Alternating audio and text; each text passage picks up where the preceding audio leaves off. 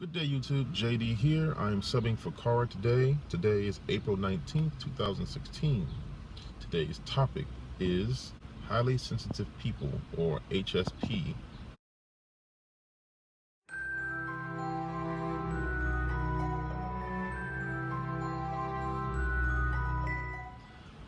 Now, I have to admit, going into the topic, I hadn't heard of the term HSP, or highly sensitive people. It is a very interesting classification or label. The question comes from Nina. She says, "Hello, I have a topic idea for you to discuss. Last year I found out that I am HSP / highly sensitive person. I've also noticed that many of my pagan and spiritual friends are also highly sensitive, more or less. Are you familiar with this term? Do you think you are highly sensitive, or people you know? Do you think this is do you think there is a connection with the great amount of highly sensitive people drawn towards paganism and earth-based spirituality?" And then she posts a couple of links that take you to a book that's written for someone for highly sensitive people. I'll go ahead and post that down below. I did a little bit of research online to see if I can get a better understanding of HSP. And from what I can understand, it isn't just one thing. It kind of rolls around into multiple things. And I also have an interesting take on HSP, or highly sensitive person, this whole notion of an HSP. The topic, when you first think of it, it kind of makes you feel a little bit like it may be talking about being an empath. And Nina does go into that in her video, where she mentions different instances of being an empath. She also mentions where she's able to go into a room and she can actually tell who is stressed and who isn't. Now, I have a couple different theories on the idea of a highly sensitive person being able to pick these things out. I feel like there may be two things going on here. There could be a situation where the person is actually picking up on some kind of vibrational waves that's more along the psychic side of things. And I don't have any objections with that. I do believe in psychic abilities. I do believe in spiritual realms. If you've watched me on the channel before, you know I believe in a lot of the more strange side of things. So yes, I do believe that there is probably some kind of empathic thing going on here. But in the other side, the whole when you look at it from a scientist perspective, a perspective that's grounded in facts, things that you can prove with psychology, there is a study called proxemics. And proxemics is the study of people in relation to one another in an environment.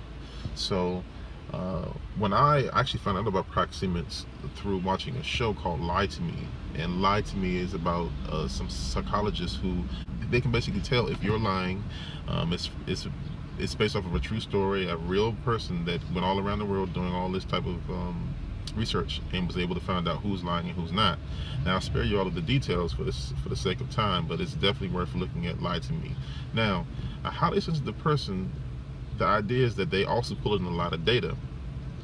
The person in the show Lie to Me could be a type of highly sensitive person because he's trained himself to pull in all of the different details of what people are doing.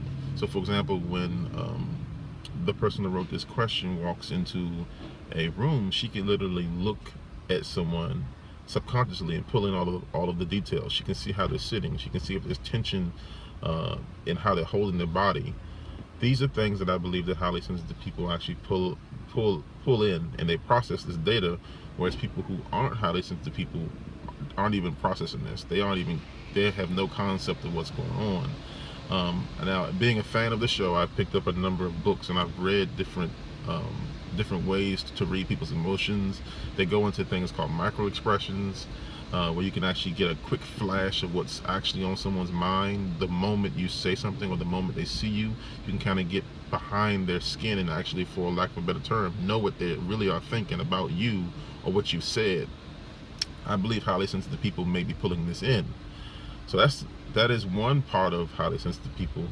Another part seems to be a bit of what I would describe as a bit of a vulnerability, because in looking at the link that was posted, by Nina, I found that loud noises actually cause a lot of issues for them, and they can pick up on people's negative emotions, which kind of runs into the empath thing. I don't.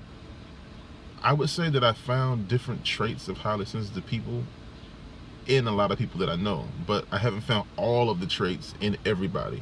I've even found some of these traits in myself. Um, I mean, for example, the whole empath idea. I mean, I've had experiences with picking up people's emotions without even looking at their face. I'll have situations where someone will look in my direction, and I'll know the general idea of their energy. If you ever knew me personally, I have described things as that person's energy felt like this, or the energy in that room felt like that. So I can relate to the empath side of things. I can't really relate to the vulnerability side of things. Loud noises don't really make me um, too crazy. I mean, I figure most people would feel a little thrown off by a loud noise, but the way they seem to describe it for how they listen to people, it seems to be a vulnerable situation. It seems like it's something that would throw them off most of the time. Now, that being said, I would say that if you take into account the idea of the empath part of it, I would say highly sensitive people would be vulnerable to really disruptive energies that can be found in big cities. And I've experienced that.